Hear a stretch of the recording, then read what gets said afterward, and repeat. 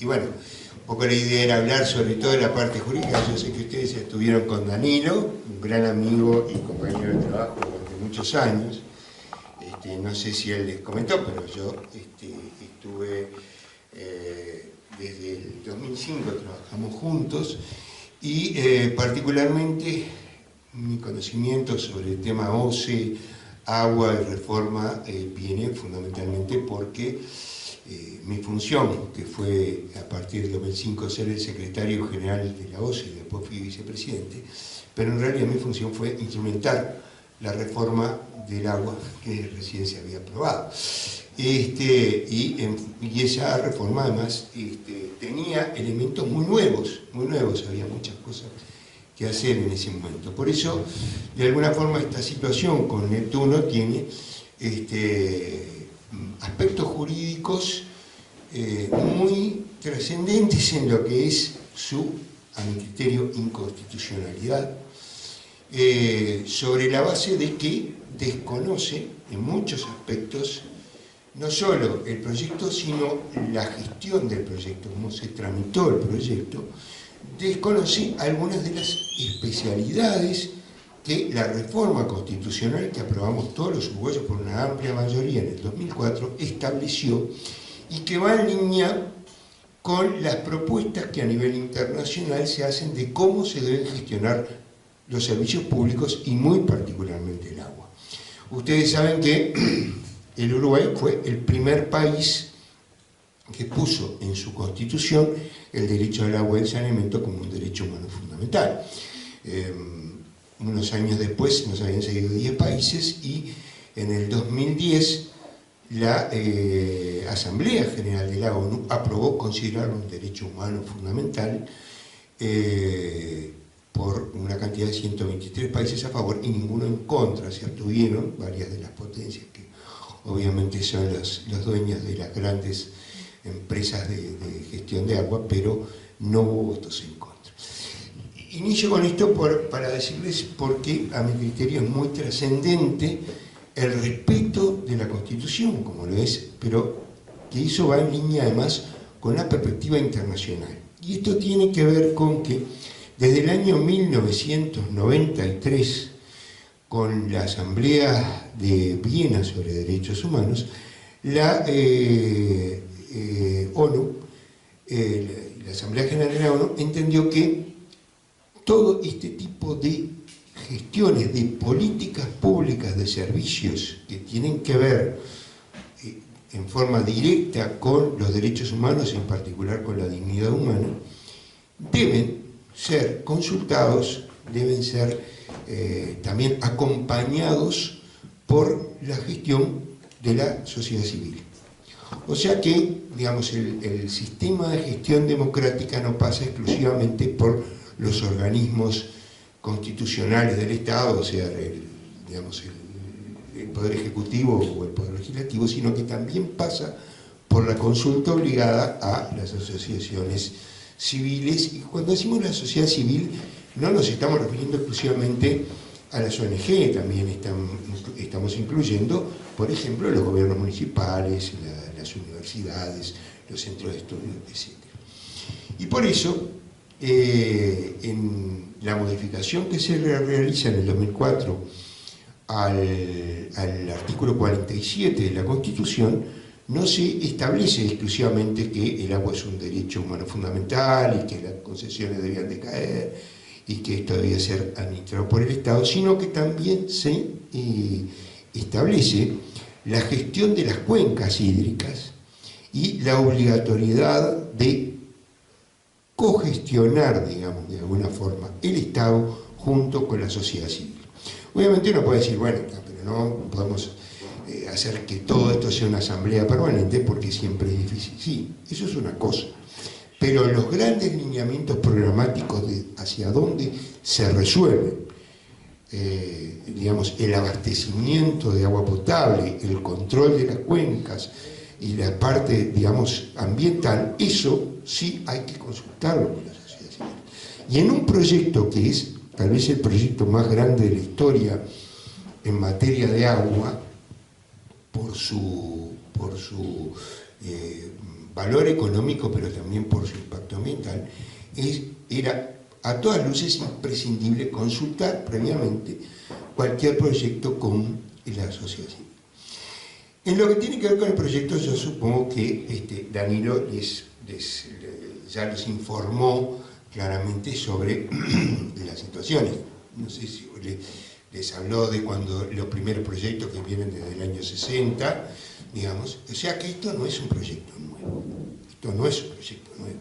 Esto es un proyecto que cada tanto revivía y que particularmente revivió porque quien estaba hasta hace poco como gerente general de OCE, que era el ingeniero Castañino, había estado durante 10 años y había intentado hacer lo que se llamaba el proyecto Arasatí, que después cambió a proyecto Neptuno, pero que era exactamente el mismo. Y ese proyecto durante todo el periodo, estoy hablando del 2005 hasta yo estuve hasta el 2014, pero bueno, el frente siguió hasta el 2019, se rechazó fundamentalmente porque no es que no se estudió, se estudió a fondo y se hicieron varias auditorías, varias consultas a la Facultad de Ingeniería, inclusive consultas internacionales, particularmente recuerdo a una auditora japonesa, sobre el tema de la salinidad, las condiciones ambientales, etc. Y siempre se llegaba a la misma conclusión, o básicamente dos, ¿verdad? Es decir, esa cuenca no la podemos controlar, y esa cuenca sufre contaminación no del Uruguay, de más de 4 países. ¿No? ¿Por qué? En realidad, ¿esa cuenca de dónde viene? Bueno, viene de Brasil, de Paraguay, de Bolivia y de Argentina, ¿no? Y cualquier forma de controlar esa cuenca tiene que depender de las opciones multinacionales. Uno puede decir, y el argumento fundamental es que el Santa Lucía está contaminado. Sí, es cierto, está contaminado. Y se han hecho estudios. Ahora, el Santa Lucía, toda la cuenca de Santa Lucía depende de nosotros. Es decir, entonces es más lógico decir, bueno, ¿cómo vamos a sanear la cuenca de Santa Lucía? Por ejemplo, estableciendo una zona buffer, en fin, hay una serie de cosas que inclusive en su momento a mí me tocó estudiarlos, a pesar de que lo mío no es la ingeniería, sino la abogacía, pero estudiarlos fue lo que hicieron, por ejemplo, en Norteamérica para la cuenca que abastece de agua a Nueva York, donde en realidad de alguna forma no expropiaron porque no es el estilo de los norteamericanos, pero sí compraron y establecieron compromisos de gestión de lo que, digamos, de la franja costera, de los propietarios, que también hacían agricultura, y bueno, se dedicaron a otro tipo de actividades, forestación, etcétera, con prohibición de usar determinadas cosas, y de esa forma fueron limpiando la cuenca, o sea que se puede. El problema es que nosotros tenemos ahí una cuenca muy productiva donde se ha invertido, sobre todo fósforo, que, como ustedes les habrá explicado, Danilo, los hizo alimentar. Pero el mayor problema es que todo esto se sabía y todo esto estaba en consideración por parte de las asociaciones civiles. Y hasta el año 2019 funcionaban las comisiones de cuenca y además permanentemente se estuvieron consultando todas las actividades con las comisiones de cuenca. Pero, en realidad, a partir de esa fecha, cuando se vuelve a plantear el proyecto, ahora llamado Neptuno, en el mismo lugar, que era Arasatí, digamos, no solo se desconocen los estudios anteriores que demostraban la inhabilidad desde el punto de vista de la salinidad y otros aspectos, sino que además no se consulta a la sociedad civil. No se consulta para nada. Cuando la sociedad civil exige la consulta, es decir, y después de que ya el proyecto está prácticamente elaborado, la gerencia va a reunirse en las comisiones de cuenca y dice, bueno, esto es así, así, así. Bueno, pero ¿cómo se puede cambiar? ¿Cómo podemos manejar esto, ¿qué otras opciones hay? No, no hay opciones, esto ya está cerrado. En realidad vine a informarles. Y esto está en actas, esto está en actas. Es decir, yo, si alguien tiene la consulta, se las puedo conseguir, además, son las comisiones de pero efectivamente esto está en actas. O sea que tenemos un primer elemento de inconstitucionalidad que es, voy a sacarle ese, un primer elemento de inconstitucionalidad que es la violación de la participación de la sociedad civil que está establecida en la Constitución en todos los proyectos de gestión de agua. Y en particular, la redacción que se le dio al artículo 47 dice en la gestión, ¿no? Porque en términos de las leyes que regulan, por ejemplo, el ambiente, que establecen, por ejemplo, categorías, digamos, A, B y C de riesgo de contaminación, hay obligación de consultar a la sociedad civil. Pero en general, siempre es al revés, se hace primero ese proyecto, después se consulta y se escuchan las propuestas. Pero, en el caso del agua dice, la gestión no solo es una consulta, es más que eso, es participar en la gestión. Yo diría, esto ya es una versión mía, pero que sería muy útil que en los organismos de gestión de agua se incorporaran representantes para evitar esto que acaba de pasar, representantes de la sociedad civil, que simplemente es una modificación de la Carta Orgánica de OCE o de cualquiera que esté gestionando el agua, como por ejemplo en la Intendencia Municipal de Montevideo, la parte de saneamiento. Pero, volviendo al tema entonces, ahí tenemos la primera inconstitucionalidad, ¿no? Pero después tenemos el tema de la reserva monopólica de la gestión del Estado. Y esa reserva monopólica abarca todo el ámbito de la gestión, ¿no? O sea, quiere decir que, digamos, en realidad el Estado puede, por supuesto, construir, a veces dentro de como garantía de la construcción, la empresa que construyó una planta tiene la obligación de gestionarla por 1 o 2 años porque es parte de la garantía para asegurar que funcione y además para preparar a los funcionarios estatales que después se van a hacer cargo de esa planta. Pero esa es la excepción que tiene que ver con la garantía, no el contrato, ¿no?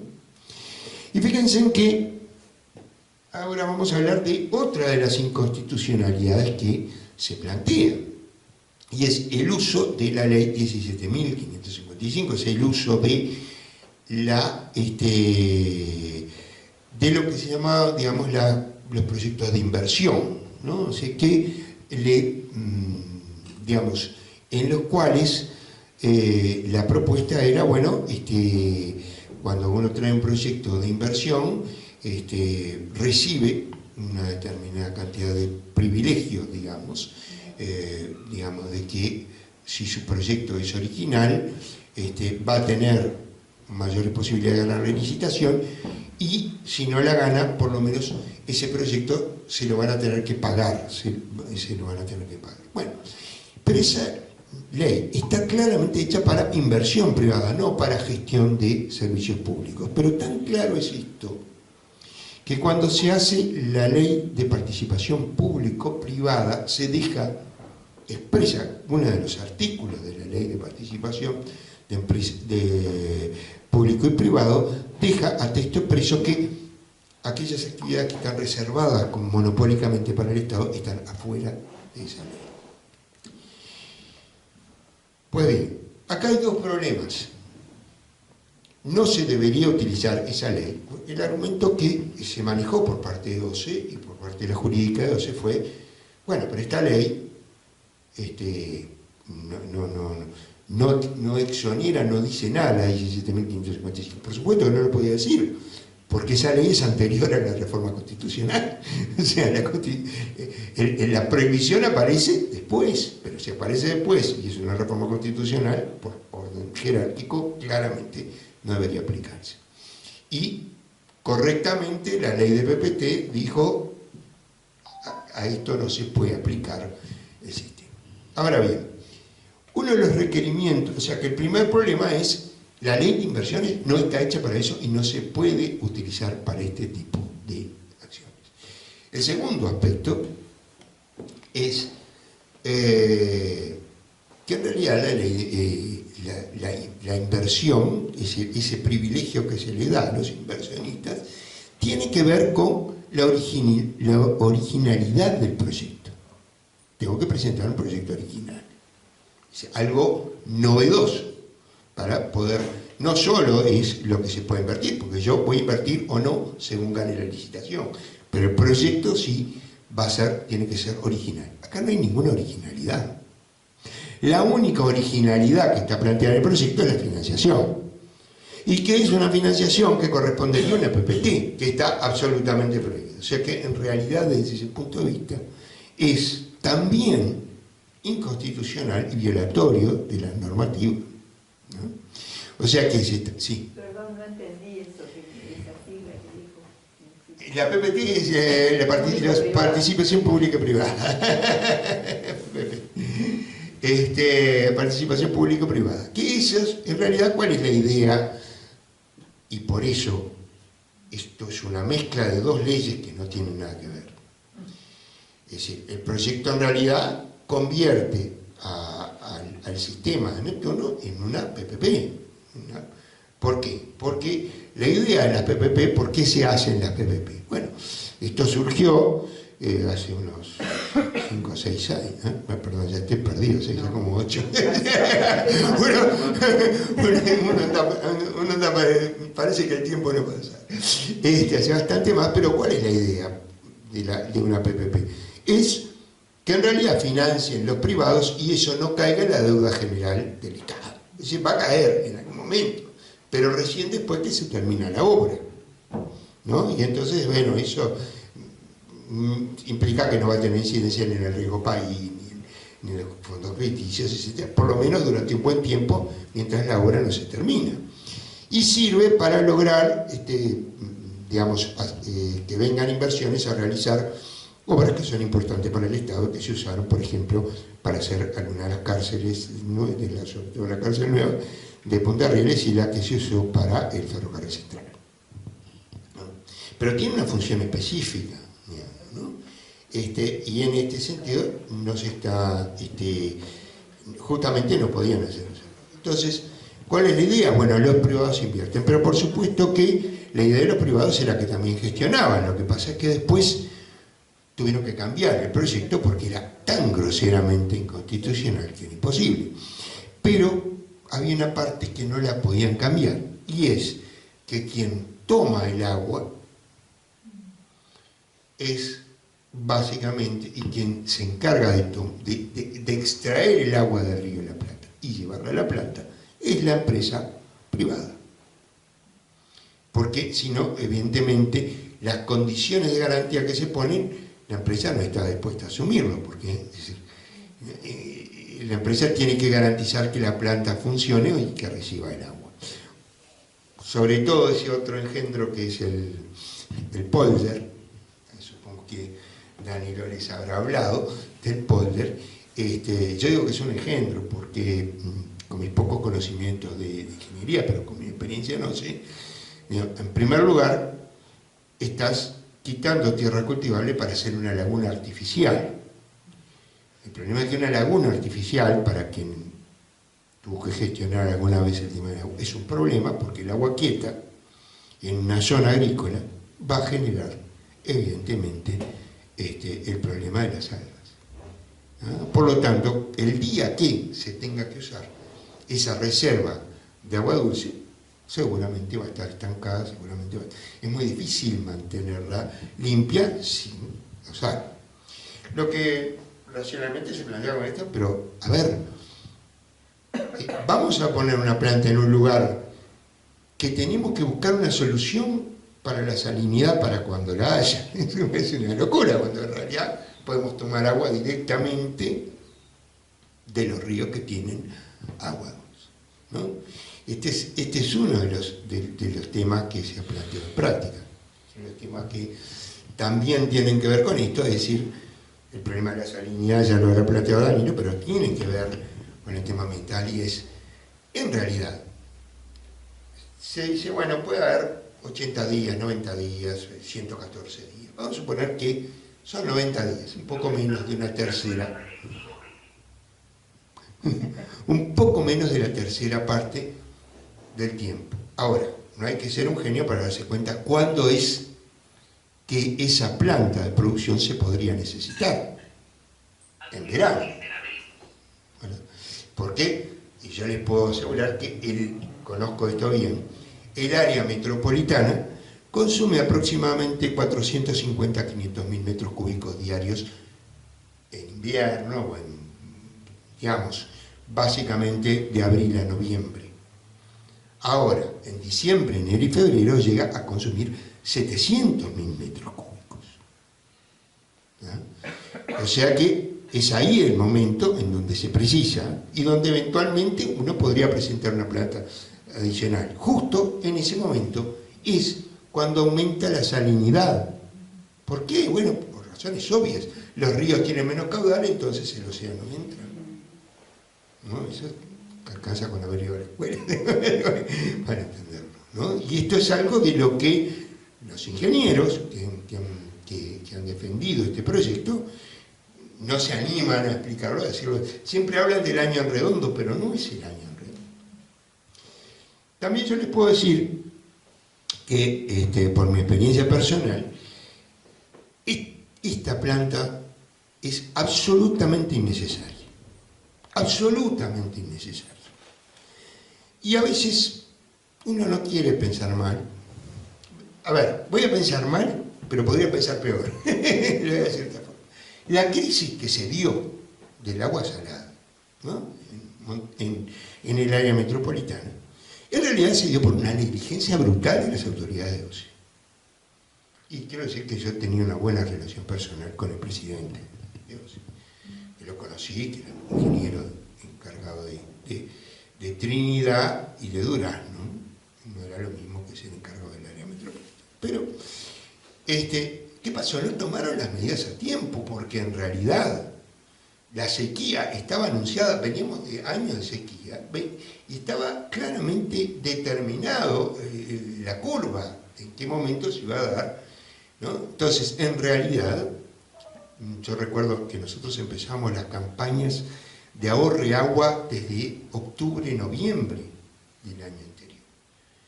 Y acá empezaron la campaña de ahorre agua cuando ya estaban prácticamente en el déficit, ¿no?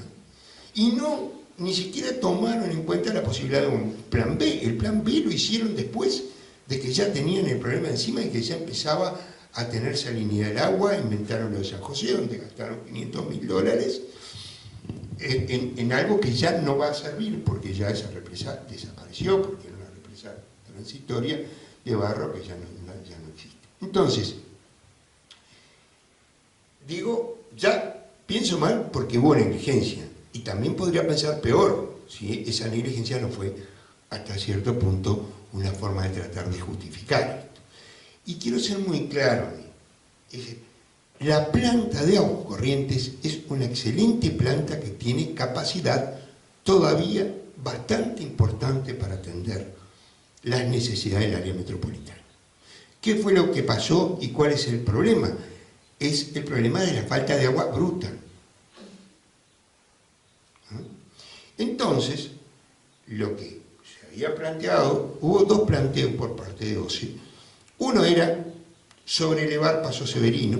Hubo algunos cuestionamientos a eso, llegamos inclusive a licitarlo durante la época de la presidencia del ingeniero Colache, y hubo cuestionamientos por parte de algunos ingenieros de si el muro de Paso Severino no se vería afectado. Yo en particular, aunque no soy ingeniero, dije, bueno, si el muro se puede llegar a afectar, vamos a consolidarlo ahora y subimos el muro, pero vamos a consolidarlo, porque si no vamos a tener, en algún momento vamos a tener problemas. Pero bueno, se optó por otra solución, que era hacer, en realidad eran dos represas, el Soldado y Casupá, pero después se terminó que con Casupá alcanzaba.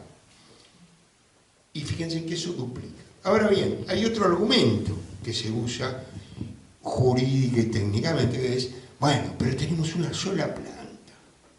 ¿Y ¿qué pasa si esa planta se inunda, si esa planta se rompe, si viene un grupo terrorista? Y, bueno, todos esos argumentos se saben. El grupo terrorista también se usa. Fíjense que Nueva York tiene 2 plantas en 24 millones de habitantes.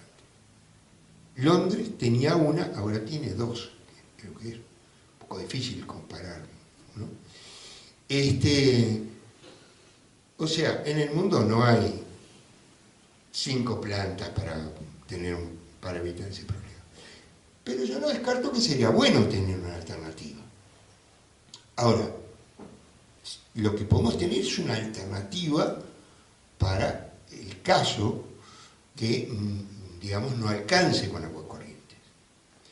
Y Neptuno no funciona como una alternativa. ¿Por qué? Porque si no la uso, igual tengo que pagar. Igual voy a estar pagando. ¿No? Yo le diría, en lo poco que yo sé, esto no me... hay ingenieros que están de acuerdo, otros que no, pero yo sí utilizaría la desalinización y pondría una desalinizadora en Montevideo. Porque si bien la desalinización es un proceso caro y consume mucha energía eléctrica, tengo la ventaja de que si está en Montevideo no tengo 100 kilómetros de bombeo. Fíjense en que hay 50 kilómetros de bombeo hasta agua corriente y se va a hacer una planta a 80 kilómetros. El consumo eléctrico es sumamente alto. Y por más que ahora no tenemos graves necesidades, un día podría haber. Entonces, todo esto hay que completarlo con una situación económica de OCE que es gravísima. Yo creo que el gobierno actual ha tratado de no generar mucho ruido con esto, porque, bueno, a nadie le gusta manejar que hay una gran afectación, pero yo lo tengo que decir con total claridad. Después de la crisis hídrica, OCE empezó a perder groseramente. Y el cálculo que los propios servicios de OCE tienen es que si se hace Neptuno, con los pagos que hay que hacer, durante los próximos 5 años se va a perder 35 millones de dólares por año. OCE recauda más o menos 600, pero fíjense en qué capacidad de inversión solo tiene 50. ¿No? Si pierde, no tiene nada de capacidad de inversión. Ahora, OCE tiene a su cargo todas las plantas del país, no solo el área metropolitana, sino que además tiene a su cargo el saneamiento de todo el país, menos Montevideo. Y las plantas, aunque no se invierta, aunque no haya inversiones nuevas, hay que mantenerlas. Hay que mantenerlas, porque si no, se vienen abajo, ¿no? Esa es la realidad. Y uno podría decir, bueno, si consiguiéramos préstamo y todo lo demás, sería bueno tener otra planta. Sí, y a mí me encantaría tener 2 autos, si el presupuesto me diera, por si se me rompe uno, digo, está bárbaro. Pero tener 2 autos por las dudas, hay que tener mucha capacidad económica para tenerlo.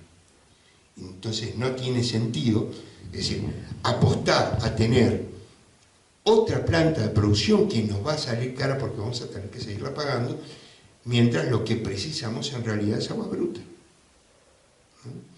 Ahora bien, ¿qué hemos hecho? ¿Qué se ha hecho con respecto a esto? En esto hubo 2 líneas de acción distintas, inclusive impulsadas las 2 por la Facultad de Derecho.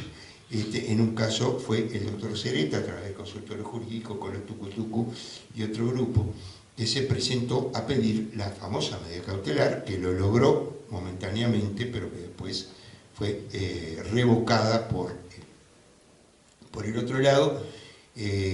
Nosotros desde el Instituto de Derechos Humanos, utilizando la posibilidad que nos da una de las formas de funcionamiento de la universidad, que es la extensión, hicimos un acuerdo con Redes Amigos de la Tierra y presentamos un recurso no tan notorio y más lento, pero que no entendíamos que podía ser más eficaz, que era anulación ante el Tribunal de lo Contencioso Administrativo. Anulación de la decisión de hacer esa obra. No tuvimos suerte, mejor dicho, tuvimos ahí vaivenes, porque en determinado momento dieron lugar a la prueba, pero ahí, bueno, hubo algunas chicanas por parte de OCE, del Ministerio de Ambiente, y finalmente se entendió que esa acción debía haberse presentado al momento en que OCE resuelve hacer la obra y no al momento de la licitación. Yo digo, si hubiera presentado al momento de hacer la obra, me hubieran dicho, espere la licitación. Pero bueno, así fue la situación. ¿Qué situación estamos hoy? Bueno, ustedes ya habrán escuchado por ahí al doctor Cereta, que tiene una propuesta que es buscar la anulación, la declaración de inconstitucionalidad por nulidad a nivel civil. Sin pretender cuestionar la autoridad del colega, nosotros tenemos otra visión, que es seguir por el Tribunal de lo Contencioso Administrativo con algo que hicimos puntualmente en ese momento, que es cuando sale la autorización ambiental que da el Ministerio del Gobierno anterior, nosotros interpusimos recurso de revocación. Y ese recurso de revocación lo tiene que resolver este gobierno actual. Y ese recurso de revocación está basado en, ustedes lo habrán visto, todos los grados 5 de la Facultad de Ciencias que opinan que esta autorización ambiental no se debe dar, ¿no? Y también el INFIA, que es la parte de mecánica de los fluidos de ingeniería. Entonces estamos confiados en que de alguna forma se haga lugar a eso, y si no se hace lugar a eso, tenemos otra posibilidad de reiniciar con la vía de anulación en el Tribunal de lo Contencioso Administrativo. Esas son las vías jurídicas que por el momento hemos inventado desde la Facultad de Derecho, por un lado el consultorio jurídico, por el otro lado el Instituto de Derechos Humanos. Y esa es la situación actual. Ahora, para que tengan una idea, en los términos económicos, y yo creo que esto también puede ser, y estamos revisando a ver si esto no nos puede permitir alguna acción legal, es que si ese proceso continúa, el Estado tiene dos posibilidades: o tiene que recapitalizar OCE, o tiene que disolver OCE y crear otro organismo. Porque, ¿O tiene que, qué dijiste? Disolver OCE y crear otro organismo, disolverlo porque va a la quiebra. Algo parecido a lo que pasó con el Banco Hipotecario después de la crisis del 2002, que el Estado terminó resolviendo crear la Agencia Nacional de Vivienda, donde ahí no hay pérdida ni ganancia, porque es un organismo del Estado, y sanear, capitalizar el Banco Hipotecario, porque de lo contrario, como banco no podía seguir, ¿no? Y bueno, en este caso va a pasar eso, porque OCE no tiene condiciones objetivas de poder seguir no solo con ese proceso, sino con el resto de las. Y esto es lo que más me preocupa, porque esto no se va a acabar aunque se frene Neptuno. Estamos en una situación crítica en el tema de la empresa de agua de todos los uruguayos. Quiero explicar por qué, ustedes me dicen el tema ahora, pero ya estoy terminando y quedo a disposición de las preguntas, pero para que tengan una idea, OCE tiene 1 millón de cuentas, más o menos, 1 millón de cuentas, y es lógico. ¿Cuántos más vamos a tener? Si somos 3,5 millones, y los niños no tienen una cuenta de OCE, ¿verdad? Y, ¿verdad? Una cuenta de OCE abarca a 3 o 4 personas normalmente, aparte de que hay, por supuesto. Y OCE siempre tuvo muy pocas, pero importantes, empresas comerciales o industriales que usaban agua de OCE. Tocó, por ejemplo, el estadio en una época usaba agua de OCE, porque hicieron pozos y salía agua salada, les quemaba agua con hierro, les quemaba el pasto, y dijeron, hacemos la conexión de OCE, y se acabó, la pagamos más cara, pero a nosotros no nos gustaba mucho porque no es bueno regar con agua potable, pero bueno, si teníamos suficiente agua para abastecer a la población. También es cierto que nos subsidian las grandes propiedades de Punta del Este, que pagan un disparate de agua, no les preocupa, y con eso subsidiamos el agua en Artigas, por ejemplo, ¿no? Y esa es la gran ventaja de tener una empresa única con la tarifa nacional. Pero, ¿qué es lo que pasa? A raíz de la crisis, que se vio en el 2023, las grandes empresas, o se fue a decirle a las grandes empresas, hagan un pozo, busquen una solución alternativa porque no podemos, tenemos que darle agua a la población y por lo tanto, si hay que restringir el agua para el comercio, para la industria, lo tenemos que hacer. ¿Se imaginen que esas personas, esas empresas que hicieron el pozo, ahora no vuelven a la OCE? El otro aspecto es, OCE, desde el punto de vista financiero, es absolutamente rígido. No va a crecer. Y esta es una de las mentiras que se usaron para el proyecto Neptuno. Porque la progresión decía, ahora se gastan 700.000 metros cúbicos en verano, pero en el 2045 hay que pensar que se va a gastar 1 millón. ¿Por qué? ¿Por qué vamos a gastar más agua? Van a venir 1 millón de dominicanos y entonces vamos a pasar a ser 4,5 millones.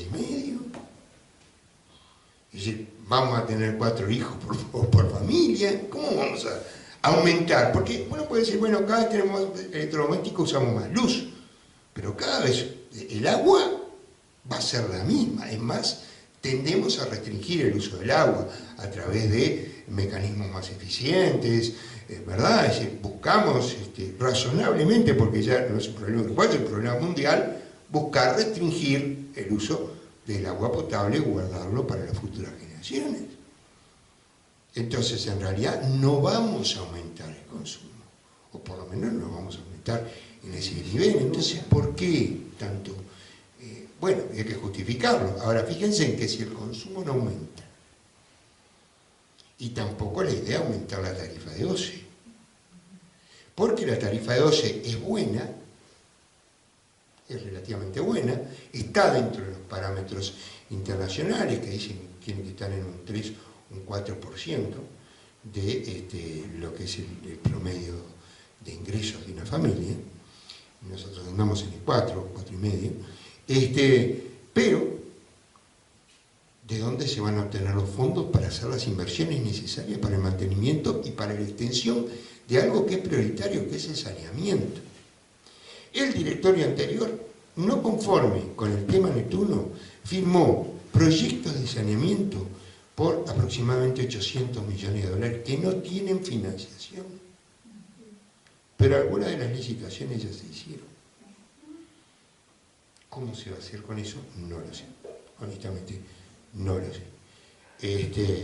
Pero este es otro de los problemas que tenemos. Entonces, y Casupá hay que hacerlo. Casupá hay que hacerlo porque la realidad es que sí precisamos fuentes de agua bruta alternativa. Y uno puede decir, pero está en la misma cuenca. Bueno, sí, está en la misma cuenca, pero en realidad OCE todavía tiene la posibilidad de tratar, aunque le cueste más caro, tratar el agua que viene con problemas de calidad. ¿No? Es cierto que esto hay que controlarlo, porque ¿qué es lo que pasa? Es como un muro, viene el agua, sube el muro, viene el agua, sube el muro, hasta que llega un momento que no pueda subir más el muro. Digamos, ¿no? Me estoy refiriendo a lo que se usa, los químicos, etc. O sea, hay que tratar de mejorar la calidad de la cuenca, pero eso no obsta que OCE está en condiciones de tratar el agua como viene por un buen tiempo, y eso hay que reconocerlo. Y tiene capacidad para abastecer perfectamente el área metropolitana, aún en los picos más altos. Así que bueno, básicamente voy a terminar por acá, háganme las preguntas que quieran. Yo sé que me divagué un poco, fui más allá de lo jurídico, pero bueno, es un poco el haber estado tantos años dedicado a esto y querer tanto como quiero la OCE, pues ya hace años que no estoy ahí, pero hay que tomar en cuenta el esfuerzo que significó para este país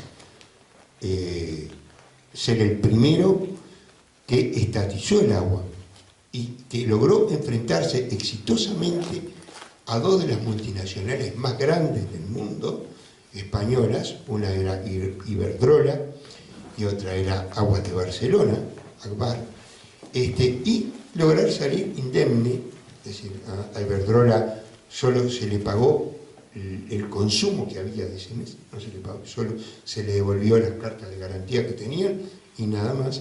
Y a Agbar, Aguas de Barcelona, se le compró a un precio muy razonable el 55% de las acciones que tenía, con lo cual no hubo, y esto quiero decirlo, porque la primera interpelación que tuvo el gobierno que asumió en el 2005 fue por el tema del cumplimiento de la reforma, y la hizo el señor Lacalle Pou, que en aquel momento era diputado, siendo ministro el arquitecto Mariano Arana en ese momento. Y en ese momento decía, el Uruguay va a enfrentar juicios por cientos de millones de dólares. Ninguno. No pagamos ninguno. No hubo. Porque tampoco. Es decir, yo siempre pensaba que, o sea, los de fuera son muy malos. Yo no digo que los de fuera sean malos, muy buenos. Pero en realidad uno después que tiene que negociar se da cuenta que en realidad el problema son los que negocian, ¿no? En realidad, muchas veces las condiciones, en realidad, obviamente, si voy a pedir un crédito a Boca, me va a decir, bueno, pero quiero esto, bueno, pero soy yo el que lo tomo y soy yo el que tengo que negociar. Y con esto termino y no se aburro más, pero cuando tuvimos que conversar con el Banco Mundial y el BID, recuerdo que fue una reunión muy cómica, porque nosotros veníamos con la coraza, las armas, todo a pelear, y dijimos, bueno, miren, acá hay varios proyectos, pero nosotros no vamos a hacer ninguno de estos proyectos, así que, bueno, no hay problema, ya sabemos que ustedes están, así que, ¿qué proyectos quieren hacer? Bueno, sí, nos interesa hacer este proyecto, pero los intereses que ustedes están, bueno, no, pero eso se puede negociar. Se puede negociar. Bueno, pero no queremos que nos cobren, porque una de las cosas que hacen los bancos internacionales es cobrarte por la línea de crédito, aunque no la uses. Dijimos, no, bueno, pero esto se puede conversar, porque en materia de agua, como es un derecho humano fundamental y demás, para esta línea de crédito no le vamos a cobrar. Y tampoco queremos que nos condicionen las auditorías. Bueno, eso también se puede negociar. Bueno, al final se puede negociar. Entonces uno se queda pensando, en realidad querían negociar. Bueno, no quiero volver más. Así que quedo a disposición para las preguntas que me quieren hacer.